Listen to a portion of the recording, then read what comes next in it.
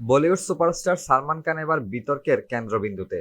Saudi আরবের রিয়াদে এক অনুষ্ঠানে মুখ ফসকে বেলুচিস্তানকে ভিন্ন দেশ হিসেবে উল্লেখ করায় পাক সরকার তার বিরুদ্ধে ক্ষোভ প্রকাশ করেছে। এমনকি সন্ত্রাস বিরোধী সংস্থা তাকে সন্ত্রাসবাদী তকমা পর্যন্ত দিয়েছে। সম্প্রতি সৌদি আরবের রিয়াদে আয়োজিত এক সাংস্কৃতিক অনুষ্ঠানে ভারতীয় সিনেমার প্রসার ও আন্তর্জাতিক বাজার নিয়ে কথা বলছিলেন সালমান। সে সময় তিনি বলেন, হিন্দি সিনেমা সৌদি আরবে মুক্তি পেলে তা সফল হবেই, কারণ এখানে বিভিন্ন দেশের মানুষ কাজ করেন, যেমন বেলুচিস্তানের, আফগানিস্তানের, পাকিস্তানের মানুষেরা।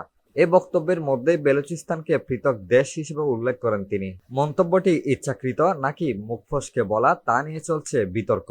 তবে পাকিস্তানি কর্তৃপক্ষ বিষয়টি একেবারেই ভালোভাবে নেননি। পাকিস্তানের সন্ত্রাস দমন শাখা এক বিবৃতিতে সালমান খানকে সন্ত্রাসবাদী সমর্থক বলে দাবি করেছে। পাশাপাশি তার ছবি ও অনুষ্ঠান সম্প্রচারে নিষেধাজ্ঞার সিদ্ধান্ত জানানো হয়েছে। তবে এখন পর্যন্ত এই বিতর্কে কোনো প্রতিক্রিয়া জানাননি সালমান খান।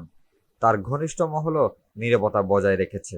সূত্র মতে বিষয়টি নিয়ে এখনই কিছু বলতে চান না এই সুপারস্টার।